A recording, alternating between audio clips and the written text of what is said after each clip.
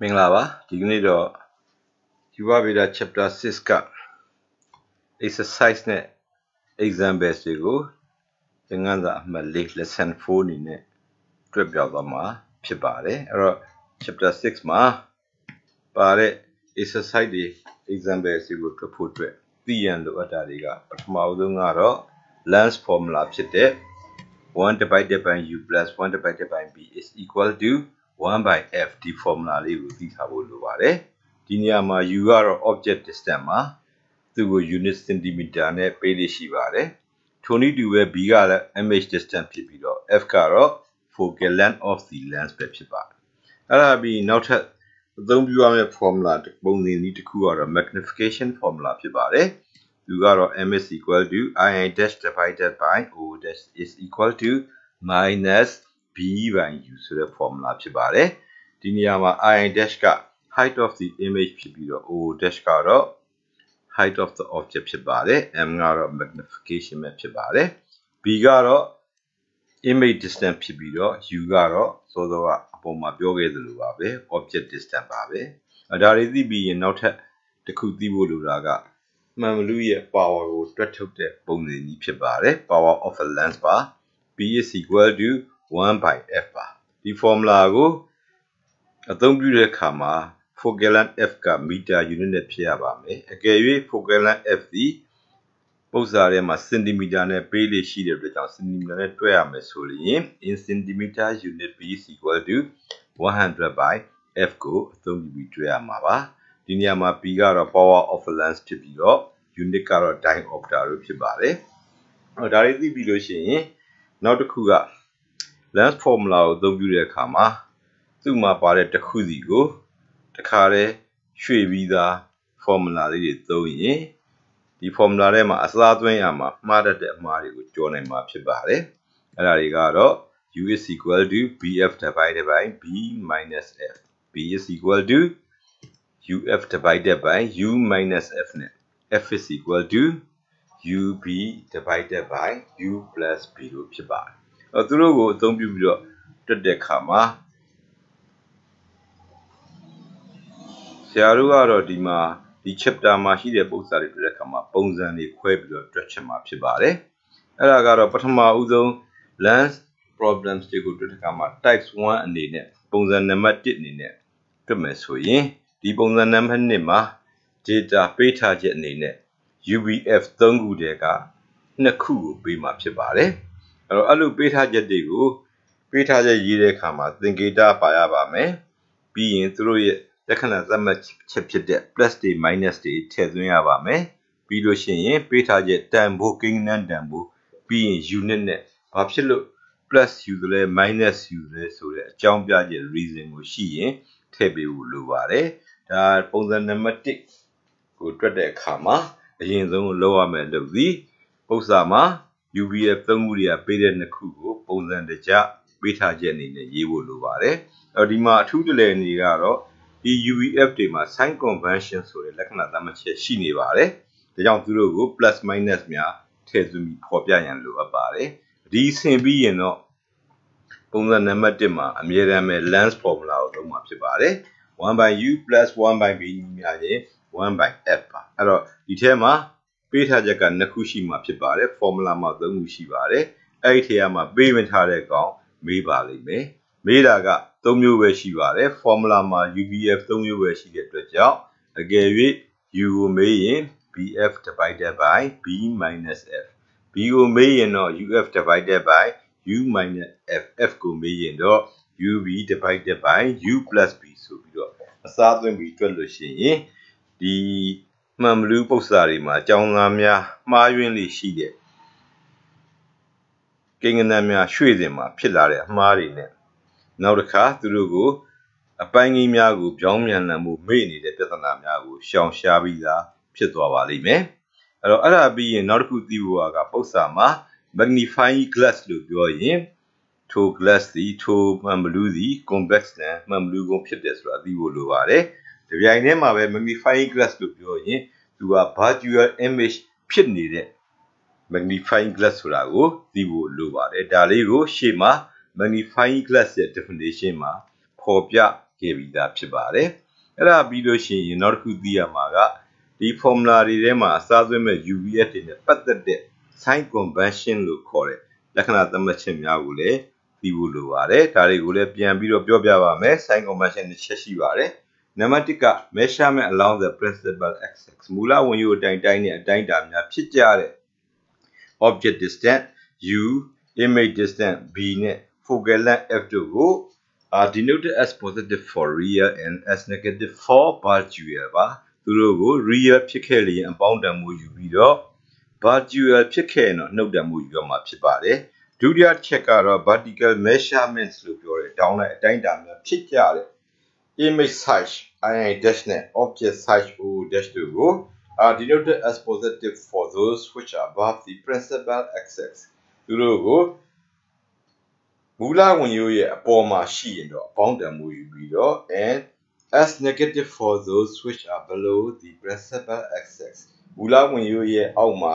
ရှိကတန်ဖိုးများကိုတော့အနှုတ်တန်ဖိုးယူရမှာဖြစ်ပါတယ်တော့ဒီ checklist လေးကိုသိပြီးတယ်ဆိုရင်သင်ရိုးစာအုပ်မှာပါတဲ့ဥစ္စာများတွေက example 1 2ရဲ့ exercise 8 9ဒီလေးပုဒ်ကိုလွယ်ကူကူပြချက်နိုင်မှာဖြစ်ပါတယ်အခုဒီလေးပုဒ်ကိုပြပြသွားမှာဖြစ်ပါတယ်ပထမဦးဆုံးအနေနဲ့ example 1ကိုကြည့်ရအောင်ပါတော့ဒါ test ကပါတဲ့ example 1မှာ number A an object is placed 30 cm from a convex lens of focal length 10 cm ဆုံးတာ10 cm ရှိတဲ့မှန်ဘလူးကုန်းတစ်ခုရဲ့ကနေပြီးတော့30 cm အကွာမှာ object တစ်ခုကိုထားရှိပါတယ် find the position of its image and the magnification ထိုအရာဝတ္ထုလေး၎င်း object လေးရဲ့ image ပုံရိပ်ဤတည်နေရာ position နဲ့မှန်ဘလူးရဲ့ magnification ခြေကိန်းတို့ကိုရှာပါလို့မေးထားတာဖြစ်ပါတယ်အဲ့ဒီ number A မှာပေးထားချက်တွေကိုရွေးထုတ်အောင်ပါဒီမှာ30 cm ဆိုတာ convex lens က object ရဲ့အကွာအဝေးသူ့ကိုပေးတာဖြစ်ပါတယ်မှန်ဘလူးမျိုးစားကတော့ convex lens ဖြစ်ပြီးတော့ focal length က10 cm ရှိတယ်လို့ပြောပါဒါကြောင့်မလို့ဒီပေးထားချက်တွေကနေပြီးတော့ rays diagram လေးဆွဲဖို့လိုပါတယ်အခုဒါ convex lens လေးပါဒီ convex lens လေးမှာသူ့ရဲ့ပေးထားချက်အရ object သည်30 cm မှာရှိတယ်လို့ပြောပါတယ်ဒါကြောင့်မို့လို့ဒီမှာ object ရှိတဲ့နေရာမှာ30 cm ထားသွားမှာဖြစ်ပါတယ်ဒီမှာ object 30 cm 30 cm ဆိုတော့သူက focal length က10 cm လို့ပြောတဲ့အတွက် 2f ရဲ့အလွန်မှာထားရမှာဖြစ်ပါတယ် 2f အလွန်မှာ object ရှိတယ် convex lens အတွက်ဆိုလို့ရှိရင်ဖြစ်ပေါ်လာတဲ့ image ကအခုဒီပုံမှာပြထားတဲ့အတိုင်းမှာ f နဲ့ 2f ကြားမှန်ဘလူးရဲ့အခြားတစ်ဖက်မှာ f နဲ့ 2f ကြားမှာရှိမယ် real image ဖြစ်မယ်ဇောက်ထိုးပေါ်လိမ့်မယ်မူလရွယ်ထက်ငဲနေတာကိုတွေ့ရမှာဖြစ်ပါတယ်အဲ့တော့ဒီမှာ image ရဲ့တည်နေရာ position ကိုမေးတယ်ဆိုရင်ပုံကနေကြည့်ပါ image ရဲ့တည်နေရာကိုကြည့်မယ်ဆိုရင် image က real image ဖြစ်လို့ဖြစ်အောင် b တန်ဖိုးဟာ positive အပေါင်းတန်ဖိုးနဲ့ထည့်ရမှာဖြစ်ပါတယ်အဲ့ဒါပြီးလို့ရှိရင်ဖြစ်ပေါ်လာတဲ့နေရာမှာ between f and 2f လို့ပြောတဲ့အတွက်ကြောင့် f က15 2f က f က10 2f က20ရှိပါလိမ့်မယ်ဒါကြောင့်မို့လို့ရရှိလာမဲ့ b ရဲ့တန်ဖိုးသည်အပေါင်းတန်ဖိုးနဲ့ထွက်ပြီးတော့10 cm နဲ့20 cm ကြားမှာရှိတဲ့တန်ဖိုးကိုရမှသာမှန်မှာဖြစ်ပါတယ်အခုဒါကြောင့်ပေးထားချက်ကနေပြီးတော့ဒါလေးက convex lens အတွက် focal length လို့ပြောပါတယ်သူက f ညီမျှခြင်း +10 cm ဘာဖြစ်လို့လဲဆိုရင် convex lens လို့ပြောထားလို့ပါအခုဒီမှာက f က10 cm ဖြစ်ပါလိမ့်အဲ့တော့ဒီကနေပြီးတော့သူမေးတဲ့ image ရဲ့ position image ရဲ့တည်နေရာကိုတွက်မှာဖြစ်ပါတယ်ဒါပုံစံနံပါတ်1ပါ UVF 3ခုတည်းကအခု2ခုဖြစ်တဲ့ U နဲ့ F နဲ့ကိုပေးပါပြီအဲ့တော့ပေးထားချက်များကိုရေးတဲ့ပထမတစ်ဆင့်ပြီးတဲ့အချိန်မှာဒုတိယအဆင့်အနေနဲ့အသုံးပြုမဲ့ formula ဖြစ်တဲ့ lens formula ကိုခြာရေးဖို့လိုပါတယ် lens formula ဟာ 1 by U plus 1 by B is equal to 1 by F ပါအခုပေးထားချက်ကိုကြည့်ပါပေးထားချက်မှာမပါတာကိုမေးတာပဲဖြစ်ပါတယ်ပေးထားချက်မှာ U နဲ့ F နဲ့ရှိတဲ့ကြောင့်ပျောက်နေတာက B ပါဒီ formula လေးကိုအခုလိုရေးပြီးရင် B တန်ဖိုးကို B is equal to UF divided by U minus F လို့ formula ကိုပြောင်းပြီးမှအစားသွင်းတာသည် ama ne ba lai me da jaung di formula ko pyaung shwe lai yin b is equal to uf divided by u minus f ရပါလိမ့်မယ်ထိုအချိန်မှာ u တန်ဖိုးက30ပါ f က +10 ဖြစ်ပြီးတော့ဒီတန်ဖိုးများကိုအစားသွင်းပြီးရှင်းလိုက်မယ်ဆိုရင်ရရှိလာမယ့်တန်ဖိုးစီသူကအပေါ်က +300 အောက်က +20 ပါဒါကြောင့်သူ့ကိုစားလိုက်လို့ရှိရင် positive အပေါင်းနဲ့ထွက်တဲ့15 cm ဖြစ်ပါတယ်ဒီတန်ဖိုးဟာမှန်ပါသလားဆိုတော့ဒီ race diagram နဲ့ချိန်ညှိကြည့်ရင်မှန်တယ်ဆိုတာတွေ့ရမှာဖြစ်ပါတယ်ဒီမှာ real image ဖြစ်တဲ့အတွက်ကြောင့်မလို့ b က positive ပါသူက f နဲ့ 2f ကြားမှာရှိလို့10နဲ့20ကြားကတန်ဖိုးဖြစ်တဲ့15 cm ရရှိတာဖြစ်ပါတယ်ဒါကြောင့်မလို့အခု image ဖြစ်ပေါ်တဲ့နေရာလေးစီ15 cm ရှိမှာဖြစ်ပါတယ် the image is 15 cm from the lens လို့ဖြေပေးရမှာဖြစ်ပါတယ်အဲ့ဒါပြီးရင်ဒုတိယမေးခွန်းက find the magnification checking ကိုမေးတာဖြစ်ပါတယ် checking ကိုမေးတဲ့အတွက်ကြောင့် checking အတွက် formula ဖြစ်တဲ့ m is equal to I dash by o dash is equal to minus b by u ကိုသုံးပါအဲ့တော့ဒီမှာကြည့်မယ်ဆိုရင် I dash o dash တွေကိုပေးမှတ်ထားတဲ့ကြောင့်သူတို့ကနေပြီးတော့ magnification ကိုရှာရမှာမဟုတ်ပါဘူးသို့တော်လည်းပဲဘာသိသလဲဆိုတော့ u ကပေးထားပြီးတော့ b တန်ဖိုးကတွက်ယူရရှိတဲ့တန်ဖိုးဖြစ်ပါတယ်ဒါကြောင့်မလို့သူ့ကို minus b by u ကနေတွက်မှာဖြစ်ပါတယ်သို့တော်လည်း magnification formula ကိုရေးတဲ့အခါမှာတော့အခုလိုအပြည့်အစုံရေးစီခြင်းပါတယ်ပြီးတော့မှကိုအစားသွင်းမဲ့ u နဲ့ b နေရာမှာအဲ့တော့ b နေရာမှာက +50 မှာ u နေရာက +30 သူတို့ကိုအစားသွင်းပြီးတွက်လိုက်မယ်ဆိုရင်ရရှိမဲ့အဖြေသည် m is equal to -0.5 ရမှာဖြစ်ပါတယ်ဒီမှာ unit မရှိပါဘူးunit ထည့်ရန်မလိုပါဘူးမရှိတဲ့အတွက်ပါဘာလို့လဲဆိုရင် magnification ဟာ ratio of the same quantities တူညီတဲ့ယူပဗေဒမတ္တများရဲ့အချိုးပဲဖြစ်လို့ဖြစ်ပါတယ်အဲ့တော့ဒီ magnification ကိုကြည့်လို့ရှိရင် negative အနှုတ်တန်ဖိုးနဲ့ထွက်တဲ့ magnification value ဖြစ်ပါတယ် magnification က negative values နဲ့ထွက်ရင် image ဒီပုံမှာကြည့်ပါ real image ဖြစ်ရမှာဖြစ်ပါအဲ့တော့ဒီနားလေးမှာအဲ့တော့ real image ဖြစ်တယ်ဆိုခါမှာပုံမှာသွားကြည့်လို့ရှိရင် o dash ကမြင်းရဲ့အပေါ်မှာမရှိပါဘူးအောက်မှာရှိပါတယ်ဒါကြောင့်မလို့ minus နဲ့ထွက်တာပါအဲ့တော့ဒီမှာ sign convention ကိုစဉ်းစားတဲ့အခါမှာ I dash တွေ o dash တွေစဉ်းစားရင် real particle နဲ့မစဉ်းစားသိချင်ပါဘူးသူ textbook ကပြောထားတဲ့အတိုင်းပဲမူလဝင်ရိုးရဲ့အပေါ်မှာရှိရင် positive ဖြစ်ပြီးတော့မူလဝင်ရိုးရဲ့အောက်ကိုဆိုရင် negative ဒါနဲ့ပဲစဉ်းစားရင်အဆင်ပြေမှာဖြစ်ပါတယ်ခုဆက်လက်ပြီးတော့ဒီ example 1a ပြီးသွားတဲ့အချိန်မှာဒီ example 1မှာပဲ b ဆိုပြီးတော့မေးခွန်းတစ်ခုရှိပါသေးတယ် b ရဲ့မေးခွန်းက an object is placed 30 cm from a concave lens of focal length 10 cm find the position of its image and the magnification ကိုမေးတာပါအခုဒီမှာကြည့်မယ်ဆိုရင်စောစောက a နဲ့နှိုင်းယှဉ်ကြည့်ပေးထားချက်ကိန်းဂဏန်းတက်မှုများအားလုံးတူတော်လေနံပါတ် b သည် convex lens မှန်ဘလူကုန်းမဟုတ်တော့ဘဲနဲ့ b ဟာ concave lens မှန်ဘလူကွက်ဖြစ်လာတာကိုတွေ့ရပါတယ်အဲ့ဒါဆိုရင် example 1a နဲ့ b နဲ့မှာသင်ရိုးကိုပြုစုတဲ့လူတွေကဘာကိုလိုချင်လို့ဒီ example တွေကိုကဏန်းတူပြီးတော့ concave convex ကိုခွဲပေးတာလဲဆိုရင်ဒီမှာအဓိကအချက်သည် sign convention ကိုမှန်ကန်စွာထည့်သွင်းသုံးတွက်ချက်ရမှာဖြစ်ပါတယ် concave lens ဖြစ်သွားတဲ့အချိန်မှာလက္ခဏာသတ်မှတ်ချက်များပြောင်းလဲသွားတဲ့ကြောင့်ရရှိလာမယ်ဖြစ်အောင်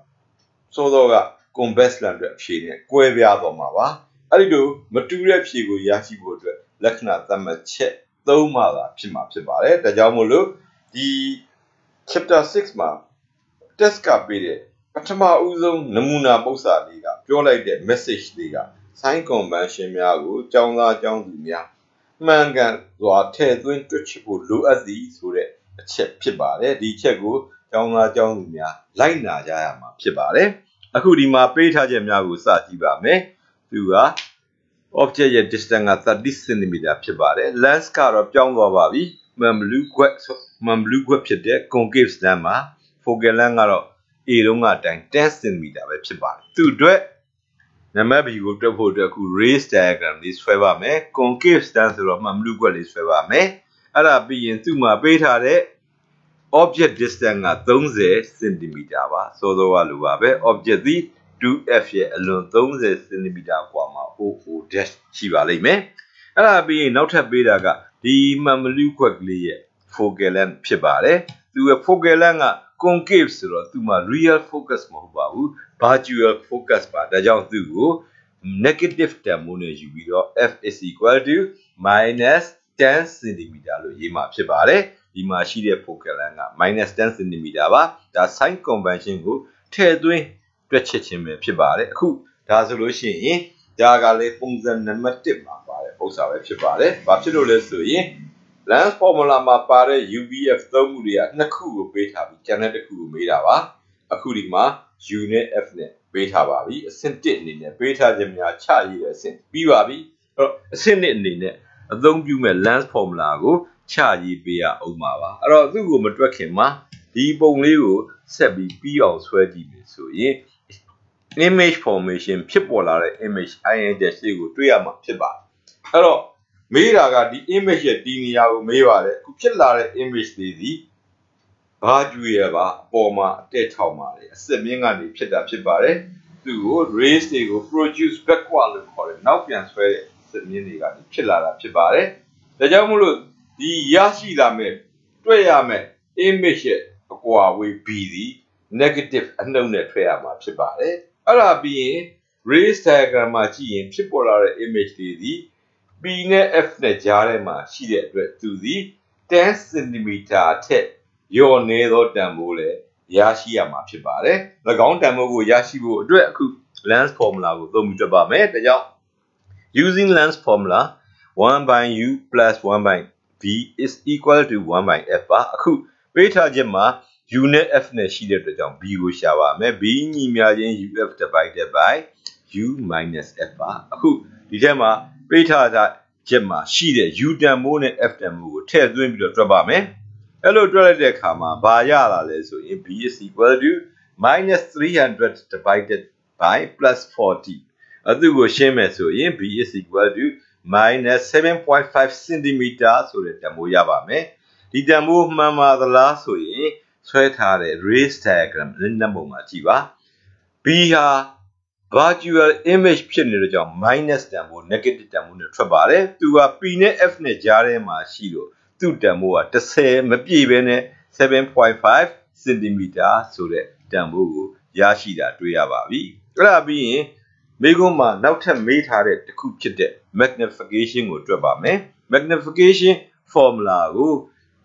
m is equal to i dash by o dash is equal to minus b by u ကတွက်ပါအဲ့တော့ဒီမှာရှိတဲ့ဆွဲထားတဲ့ rays diagram ကိုတစ်ချက်လောက်ပြန်ကြည့်ပေးပါ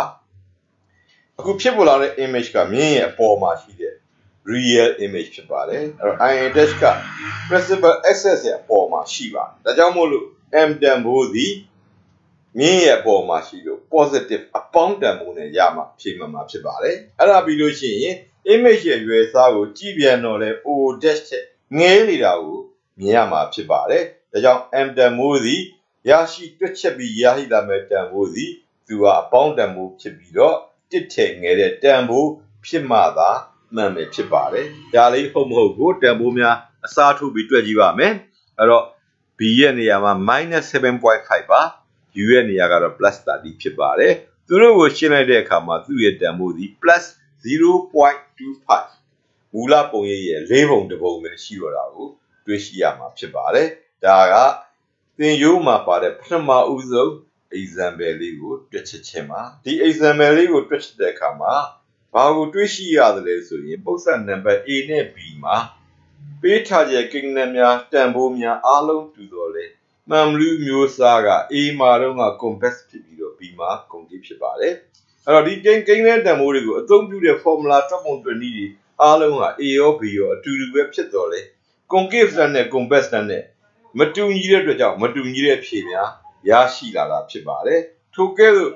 မှန်ကန်တဲ့တန်ဖိုးကိုအဖြေတွေကိုရရှိဖို့အတွက်အရေးအကြီးဆုံးကလက္ခဏာသတ်မှတ်ချက်များကိုမှန်မှန်ကန်ကန် ထဲသွင်းတွက်ချက်ဖို့လိုပါတယ်ဒါကြောင့် example 1ကကျောင်းသားကျောင်းသူများကိုပေးလိုက်တဲ့ message ကလက္ခဏာသတ်မှတ်ချက်များကိုမှန်ကန်စွာအသုံးပြုရန်လိုအပ်သည်ဆိုတဲ့အချက်ကိုသတိထားပြီးတွက်စေချင်ပါတယ်အဲ့ဒါပြီးရင်တော့ test မှာပါတဲ့ example 2ကိုတွက်ပါမယ် example 2က an object is 30 cm from a lens and its image is formed 10 cm on the same side as the object of the lens လို့ပေးထားတာဖြစ်ပါတယ်ရောက်တူတစ်ခုကမှန်မလူတစ်ခုကနေပြီးတော့30 cm အကွာမှာရှိပြီးတော့သူ့ရဲ့ပုံရိပ်ကလေးကတော့မှန်ဘလူးကနေ10 cm အကွာမှာ object ရှိတဲ့ဘက် same side as the object မှာဖြစ်ပေါ်တယ်လို့ပြောပါအခုဒီမှာမှန်ဘလူးအမျိုးအစားကိုသူလုံးဝပြောခြင်းမရှိပါဘူးမပြောဘဲနဲ့ number A က find the types of the lens and its focal length လို့မေးထားတာဖြစ်ပါတယ် A မှာအရင်ဆုံးမှန်ဘလူးအမျိုးအစားကိုခွဲခြားပေးရမှာဖြစ်ပါတယ် and ထို့နောက်သူ့ရဲ့ focal length f ကိုတွေ့ရမှာပါအဲ့တော့ဒီ A အတွက်အရင်စဉ်းစားကြည့်မယ်ဆိုရင်ဒီမှန်ဘလူးဘာမှန်ဘလူးဖြစ်မလဲဆိုတာအရင်ကြည့်ပါမယ်သူက object နဲ့ image နဲ့ same side as the object လို့ပြောထားပါတယ်တစ်ဖက်တည်းပေါ်တဲ့အတွက်ဖြစ်ပေါ်လာတဲ့ image ဒီ Bardual image ဖြစ်ပါတယ် Bardual image ဆိုတာနဲ့ raised diagram တွေမှာပြန်စဉ်းစားကြည့်မယ်ဆိုရင်တော့သူက concave lens လည်းဖြစ်နိုင်သလို convex lens လည်းဖြစ်နိုင်ပါတယ်အဲ့တော့ same side ပေါ်တယ်ဆိုတဲ့အချက်နဲ့မှန်ဘလူးမျိုးစားကိုခွဲခြားလို့မရသေးပါဘူးသို့တော်လည်းပဲ concave lens မှာဖြစ်တဲ့ Bardual image က P နဲ့ F နဲ့ကြားထဲမှာဖြစ်တာဖြစ်ပါတယ်ဒါကြောင့်မလို့ B တန်ဖိုးသည် U တန်ဖိုးထက်ငယ်ရမှာဖြစ်ပါတယ်သို့တော်လည်းပဲ convex lens မှာဖြစ်တဲ့နောက်ဆုံး image formation ရဲ့နောက်ဆုံးပုံတနည်းပြောရင် magnifying glass ရဲ့ပုံမှာပြန်ကြည့်ကြပါပြန်ကြည့်မယ်ဆိုရင်ဘာတွေ့ရလဲဆိုရင်ဖြစ်ပေါ်လာတဲ့ Bardual image ဒီ object ရဲ့နောက်မှာသွားပေါ်တာကိုတွေ့ရပါတယ်အဲ့ဒါကြောင့်မို့လို့သူက object ရဲ့နောက်မှာသွားပေါ်တဲ့ကြောင့် B တန်ဖိုးသည် U ရဲ့တန်ဖိုးထက်ပိုကြီးနေပါလေအဲ့ဒီချက်ကနေစဉ်းစားမယ်ဆိုရင်အခုဒီမှာပု္ပ္ပာမှာရှိတဲ့မှန်ဘလူးမျိုးစားကိုစဉ်းစားလို့ရပါပြီအဲ့တော့ပု္ပ္ပာရဲ့ပေးထားချက်များကိုမြင်တာပြီးတဲ့အခါမှာသူ့ကိုတွက်ဖို့အတွက်စဉ်းစားပါမယ် the image is Bardual ပု္ပ္ပာမှာပေးထားတဲ့ image က Bardual ပါဘာဖြစ်လို့လဲပု္ပ္ပာမှာ same side တစ်ဖက်တည်းမှာပေါ်တယ်လို့ပြောလို့ပါ and since U greater than B U က30ပါ B က10ပဲရှိပါတယ်ဒါကြောင့်မလို့ U က B ထက်ကြီးတဲ့ကြောင့် it is in front of the object ဒီ image လေးဒီပုံ object ရဲ့ရှေ့မှာရှိနေပါတယ်ဒါကြောင့်မလို့ D lens ဒီဘာ lens ပဲဖြစ်ရမလဲဆိုရင် the lens must be a concave lens မှန်ဘလူးခွက်ကလေးပဲဖြစ်ရမှာဖြစ်ပါတယ်အခုဒီမှန်ဘလူးပါအဲ့တော့သူ့ရဲ့အနေအထားကိုကြည့်မယ်ဆိုရင်အဲ့တော့သူ့ရဲ့ focal length ကိုမသိသေးပါဘူးသို့တော်လည်းပဲသူက object ရဲ့ရှေ့မှာ object ကဒီနေရာမှာရှိမယ်ဆိုရင်ဒါက principal rays ပါဒီမျိုးဖြစ်တဲ့အပြိုင်လာတဲ့အလင်းတန်းမှာသူကနောက်ပြန်ဆွဲတဲ့မြင်းက F ကိုဖြတ်မှာပါနောက်တစ်ခုကတော့ center ကိုဖြတ်တဲ့ကောင်က emerges in same direction မှာသူတို့နှစ်ခုကိုနောက်ပြန်ဆွဲတဲ့အဆက်မြင်းများဆိုအောင်မှာ image in တက်ရှိပါလိမ့်အဲ့တော့ဒီပုံမှာကြည့်ရင်ရှင်းပါတယ်အဲ့တော့ U နဲ့ B နဲ့ U ကများပြီးတော့ B ကနည်းတာပါပု္ပ္ပာမှာပေးထားချက်က U က30ပါ B က10ပဲရှိပါတယ်ဒါကြောင့်မလို့ဒီပု္ပ္ပာမှာမှန်ဘလူးအမျိုးအစားသည် concave lens ဆိုတာဒါအရင်ဆုံးမေးတဲ့မေးခွန်းကိုဒီတိုင်းဖြေရမှာဖြစ်ပါတယ်အဲ့တော့ပု္ပ္ပာကိုတွက်ပြီးမှရလာတဲ့အဖြေကို plus minus တွေကြည့်ပြီးတော့မှန်ဘလူးမျိုးစားခွဲရင်လည်းရပါတယ်သို့တော့သူအရင်မေးတာလေးဟာသူဒီ raised diagram တွေမှန်ဘလူးတွေကနေဖြစ်ပေါ်လာတဲ့ image တွေအကြောင်းကိုကျောင်းသားတို့ဘယ်လောက်သိသလဲဆိုတာကိုမေးတဲ့မေးခွန်းဖြစ်တဲ့အတွက်ကြောင့်မတွက်ခင်ကပဲဖြေလို့ရတဲ့အနေအထားရှိပါတယ်အဲ့ဒါပြီးရင်တော့သူမေးလိုက်တဲ့ focal length ကိုတွက်ပြပါမယ် focal length ကိုတွက်မယ်ဆိုတော့ဒီမှာ30 cm က U တန်ဖိုးကိုပေးတာဖြစ်ပါတယ်ဒါ U က30ပါအဲ့ဒါပြီးလို့ရှိရင်နောက်တစ်ခုပေးတာက10 cm ပေးပါ10 cm က image is found 10 cm လို့ပြောတဲ့အတွက်ကြောင့် B တန်ဖိုးပါသို့တော်သူကရှေ့မှာပြောခဲ့သလိုပါပဲတစ်ဖက်ထဲမှာပေါ်တော့ Bardual image ဖြစ်ပါတယ် same side လို့ပြောပါတယ်ဒါကြောင့်မလို့သူက Bardual ဖြစ်လို့ B is equal to minus 10 cm ပါ Bardual image ပါဘာဖြစ်လို့လဲပု္ပ္ပာမှာ same side လို့ပြီးလို့ပါအဲ့ဒါဆိုရင်ဒီပု္ပ္ပာကလည်း ပုံစံ1လို့ပြောတဲ့ UVF သုံးမှုတွေကနှစ်ခုပေးပြီးကြံတာမေးတဲ့ပုံစံပဲဖြစ်ပါတယ်အခုဒီပုံစံမှာပေးထားခြင်းနှစ်ခုက U နဲ့ B နဲ့ပါပြောင်းနေတဲ့ F ကိုတွက်ရမှာဖြစ်ပါတယ်ဒါကြောင့်မလို့ focal length ကိုတွက်ပါလို့နံပါတ် A ကမေးထားတာဖြစ်ပါတယ်အဲ့တော့သူ့ကိုတွက်ဖို့အတွက်အရင်ဆုံး length formula ကိုရေးရမှာဖြစ်ပါတယ်အဲ့တော့ length formula ကိုသုံးမယ်ဆိုရင် 1 by u plus 1 by b is equal to 1 by f ပါဒီနေရာမှာပေးမထားတာက f ဖြစ်ပါတယ်ဒါကြောင့် f is equal to ub divided by u plus b ဒီထဲမှာအစားသွင်းပါမယ်အဲ့တော့ u နေရာမှာ plus 30ပါ b နေရာမှာ minus 10 cm အဲ့ဒါဆိုရင်တွက်လို့ရလာမယ် f တန်ဖိုးကို raised diagram ကနေတစ်ချက်လောက်စဉ်းစားကြည့်ရအောင်ပါအဲ့တော့ပုံမှာကြည့်ရင် length က concave length ဖြစ်တဲ့ကြောင့် f ဒီ virtual ဖြစ်တဲ့ကြောင့် minus တန်ဖိုးနဲ့ထွက်ရမှာဖြစ်ပါတယ်၎င်းဒီ image ရဲ့နောက်မှာရှိနေတဲ့ကြောင့်သူဒီ image က30ရှိတယ်လို့ပြောထားပါတယ် b က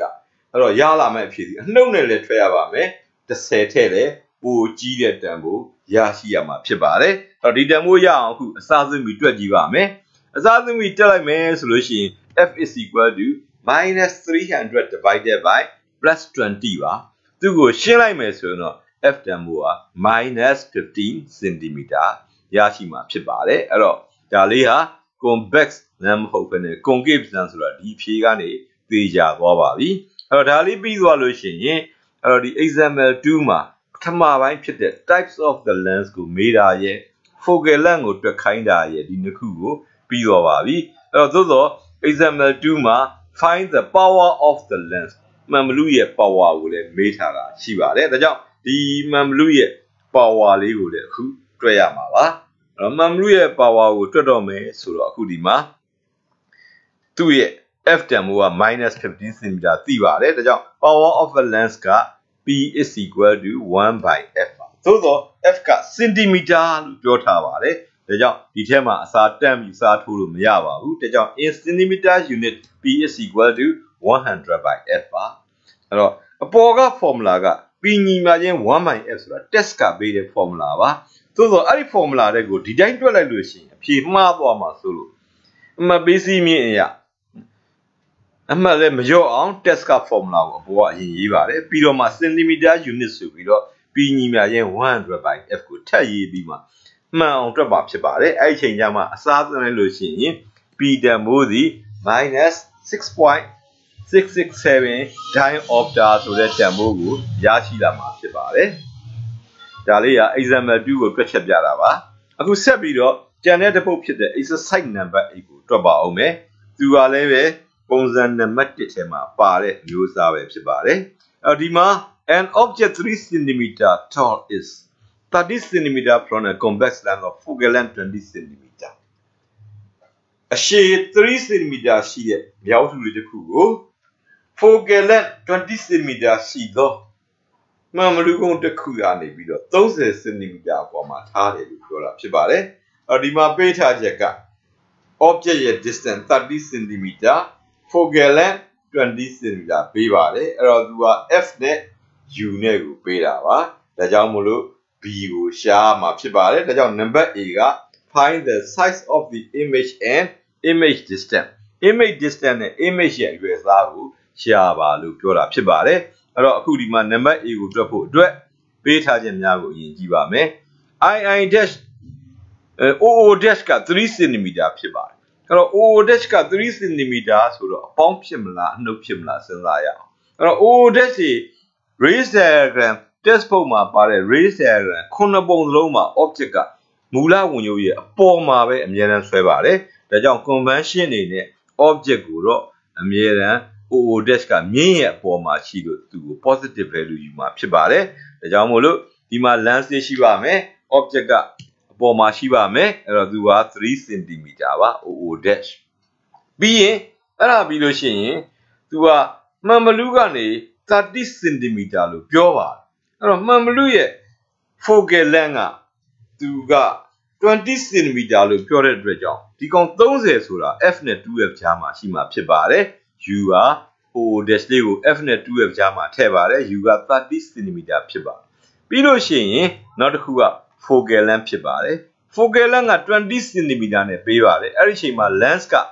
convex lens လို့ပြောထားပါတယ်ဒါကြောင့်သူက positive value ဖြစ်ပါလိမ့်မယ် f ညီမျှခြင်း plus 20 cm ဘာ lens ဖြစ်လို့လဲဆိုရင် convex lens ဖြစ်လို့ပါအဲ့တော့ဒီမှာကြည့်လို့ရှိရင်ပုံစံနံပါတ်1လို့ပြောတဲ့အတိုင်းပါပဲ UBF 3ခုတွေက2ခုကိုပေးပြီးတော့ကျန်တာတွေ့ရမှာဖြစ်ပါတယ်ဒါကြောင့်မို့လို့ lens formula ကိုချရေးရမှာဖြစ်ပါတယ်အဲ့တော့ဟုတ်ပြီအဲ့တော့သူ့ကိုတွက်ရင်ဘာရလာမလဲစဉ်းစားကြည့်ရအောင်ပါအဲ့တော့ race diagram လေးကိုဆက်ဆွဲကြည့်လို့ရှိရင် image ဖြစ်ပေါ်လာတာဒီ 2f ရဲ့အလွန်မှာဖြစ်နေပြီးတော့သူဟာ real image ဖြစ်နေတာကိုတွေ့ရမှာဖြစ်ပါတယ်ဒါကြောင့်ပျောက်နေတဲ့ v ကိုရှာတွက်မယ်တွက်ပြီးရင်ရတဲ့အဖြေဒီ real ဖြစ်လို့အပေါင်းလည်းဖြစ်ရမယ် 2f ရဲ့အလွန်မှာရှိတဲ့အတွက်ကြောင့်2 into 20 40 40ထက်ကျော်သောတန်ဖိုးလည်းရရှိမှမှန်မှာဖြစ်ပါတယ်အခုတွက်ကြည့်ပါမယ်အဲ့တော့သူ့ကိုတွက်ဖို့အတွက် lens formula ကိုသုံးမယ်ဆိုရင် 1 divided by u plus 1 divided by b that is equal to 1 divided by f ပါအဲ့ဒီကနေပျောက်နေတာက image distance b ဖြစ်တဲ့အတွက်ကြောင့် b is equal to uf divided by u minus f မှာအစားထိုးပါမယ်သူတို့ကိုအစားထိုးပြီးခုရှင်းလိုက်တဲ့အခါမှာ b is equal to 600 divided by 10 is equal to plus 60 cm ဆိုတဲ့အဖြေကိုရမှာဖြစ်ပါတယ်အဲ့တော့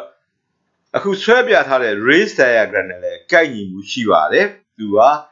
2f ဖြစ်တဲ့40လဲကျော်ပါတယ် real image ဖြစ်လို့ရှေ့က positive value နဲ့လည်းထွက်ပါတယ်ဒါကြောင့်ဒီပုံမှာအခုဒီမှာရှိတဲ့ image is 60 cm from the lens 60 cm အကွာမှာရှိမှာဖြစ်ပါတယ်အဲ့ဒါပြီးရင်ဒီနံပါတ် A မှာ image distance ပြီးလို့ရှိရင် size of the image ကိုလည်းမေးပါတယ် size of the image ဆိုတာကသင်္ကေတအားဖြင့်ပုံမှန်မြင်ရတဲ့အတိုင်း i dash ပဲဖြစ်ပါတယ်အဲ့တော့ i dash ကိုရှာဖို့အတွက် i dash ပါတဲ့ relation ဖြစ်တဲ့ formula ကတော့ magnification formula ပဲဖြစ်ပါတယ်ဒါကြောင့် magnification formula ကိုသုံးမှဖြစ်လို့ m is equal to i dash by o dash that is equal to minus b by u ကိုသုံးပါမယ်ဟုတ်ပြီဒီနေရာမှာအဲ့တော့ပေးထားချက်မှာရှိတာက o dash ရှိပါတယ် u ရှိပါတယ်နံပါတ် A ကတွက်ပြီးသား B ရှိပါတယ်ဒါကြောင့်ဒီမှာပျောက်နေတာကတော့သူမေးတဲ့ size of the image i dash ပဲဖြစ်ပါတယ်သို့အတွက်ကြောင့် i dash is equal to ရွှေ့လိုက်ပါမယ် minus b by u into o dash ပဲဖြစ်ပါတယ်အဲ့ဒီတန်ဖိုး၃ခုစလုံးကရှိပြီးသားဖြစ်ပါတယ်သူတို့ကိုအစားသွင်းပါမယ် u ရဲ့ b ရဲ့နေရာမှာ plus 60ပါ u ရဲ့နေရာကတော့ plus 30ပဲဖြစ်ပါတယ် o dash ကတော့ plus 3ဖြစ်ပါတယ်ဒါတွေကိုအစားသွင်းပြီးရှင်းတဲ့အခါမှာ i dash တန်ဖိုးဘယ်လောက်ရမလဲဆိုတာကို Linden race diagram ပုံမှာကြည့်ကြပါအောင်စို့ပုံမှာကြည့်ရင် i dash က real image မူလဝင်ရွယ်အောက်မှာရှိပါတယ်အဲ့တော့မူလဝင်ရွယ်အောက်မှာရှိတဲ့အတွက်ကြောင့်သူက negative value အနှုတ်တန်ဖိုးဖြစ်ရပါမယ်နောက်တစ်ခါ o dash နဲ့အရွယ်စားခြင်းနှိုင်းယှဉ်ရင် i dash ကပိုကြီးပါတယ်ဒါကြောင့်ရတဲ့အဖြေသည်အနှုတ်နဲ့လည်းထွက်ရမယ်O dash ရဲ့မူလတန်ဖိုးဖြစ်တဲ့3ထက်လည်းများရမှာဖြစ်ပါတယ်အခုဒီမှာတွက်ကြည့်တဲ့အခါမှာရရှိတဲ့တန်ဖိုးသည် -6 cm ဆိုတာကိုရရှိလာမှာဖြစ်ပါတယ်ဒါဆိုလို့ရှိရင် exercise number 8ရဲ့ပထမပိုင်းဖြစ်တဲ့ A အပိုင်းလေးကိုတွက်ပြီးပါပြီအဲ့ဒါပြီးရင်ဒီ exercise number 8မှာ B ဆိုတဲ့ဒုတိယပိုင်းလေးမေးထားပါတယ်အဲ့တော့ B မှာကသူပြောတာက if the object is move 5 cm closer to the lens ရာဝတ္ထုကိုတဲ့မှန်မလူးဘက်ကို5 cm ပိုနီးအောင်ရွှေ့လိုက်မယ်ဆိုရင် how far does the image move ပုံရိပ်ဒီဘယ်လောက်ရွေ့သွားမလဲလို့ပြောတာအဲ့တော့ဒီမှာပြောင်းသွားတာက object distance ငကိုရှိတာထက်မှန်မလူးဘက်ကို5 cm ပိုနီးသွားပါပြီအဲ့လိုပြောင်းတဲ့အတွက်ကြောင့်သူက image ရဲ့ distance ကလည်းပြောင်းသွားမှာပါမပြောင်းတာကတော့မှန်မလူးရဲ့ focal length ပဲဖြစ်ပါတယ်မှန်မလူးကငကိုမှန်မလူးပဲသုံးထားလို့ f ကမပြောင်းပါဘူးအဲ့တော့ဒီကနေပြီးတော့တွက်ဖို့အတွက်စဉ်းစားကြည့်ပါမယ်ဒါဆိုတော့ convex lens မှာငကို focal length အတိုင်းပါပဲငကိုမှန်မလူးတိုင်းပါပဲအဲ့တော့ဆိုတော့ရာဝတ္ထုကသူကဘယ်မှာရှိတာဆို30 cm မှာရှိတယ်လို့ပု္ပ္ပစာနံပါတ် A မှာပြောခဲ့ပါတယ်အဲ့ဒီချိန်မှာသူ့အတွက်ဖြစ်ပေါ်လာတဲ့ image လေးကစောစောကတွက်ယူရရှိတဲ့ image ရှိတဲ့နေရာ B က60 cm ဒါနံပါတ် A မှာတွက်ခဲ့ပြီးပါပြီအခုဒီပု္ပ္ပစာမှာ ဒီမှာရှိတဲ့ object ကိုမှန်မလူဘက်ကိုသူက5 cm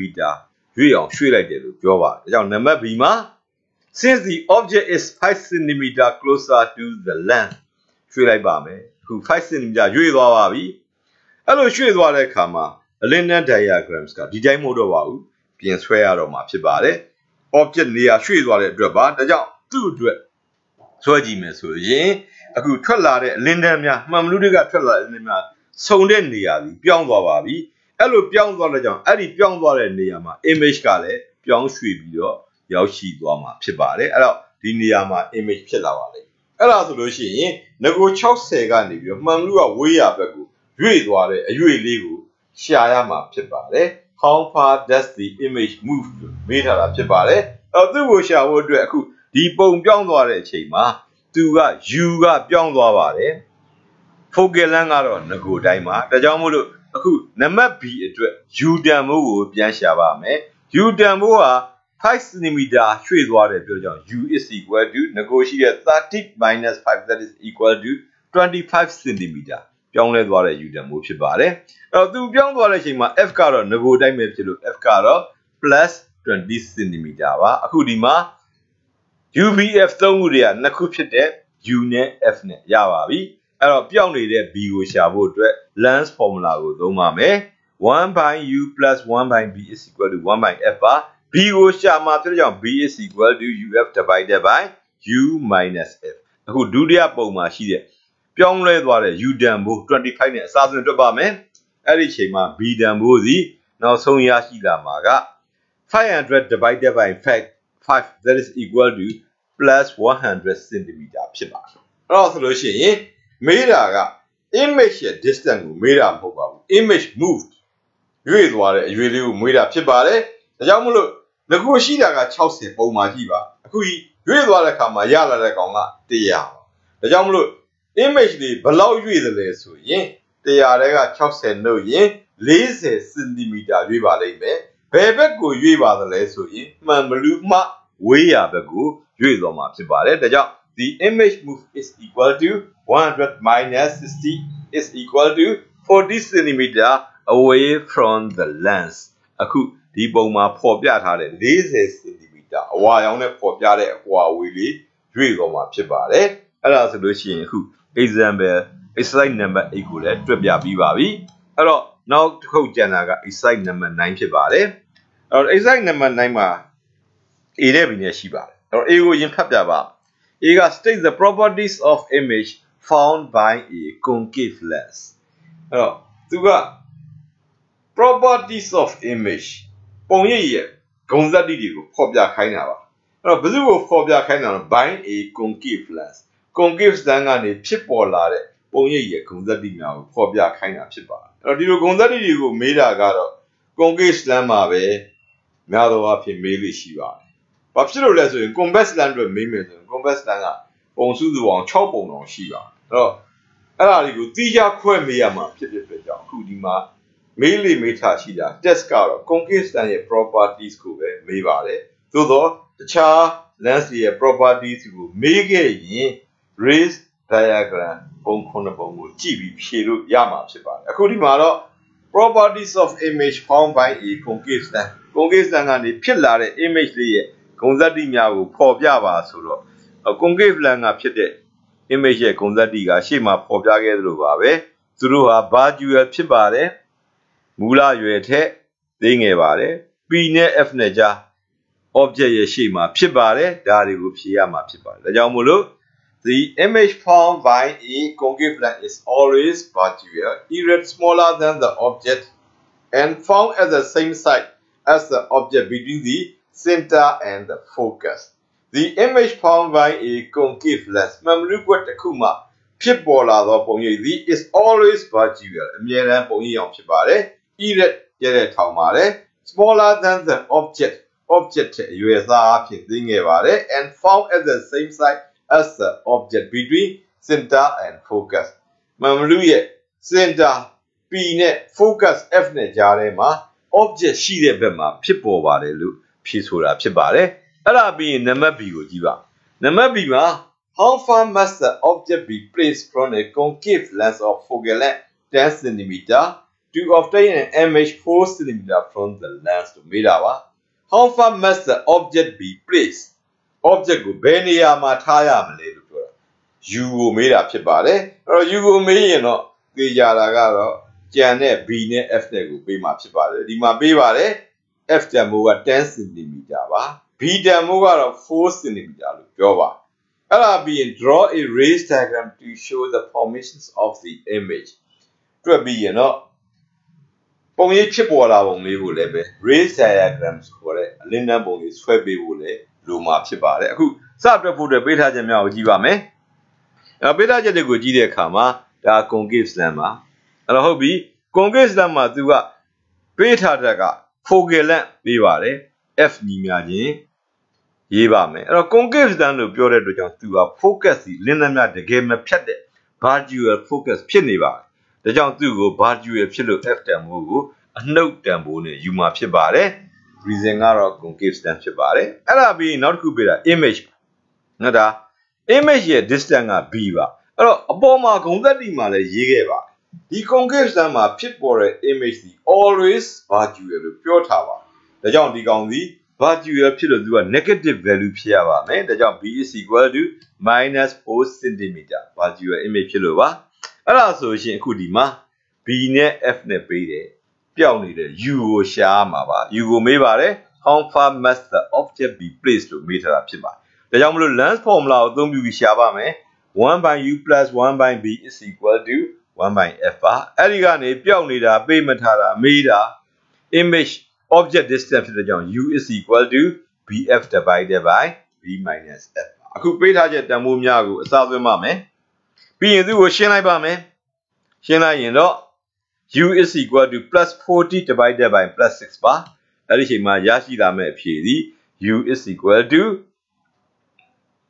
plus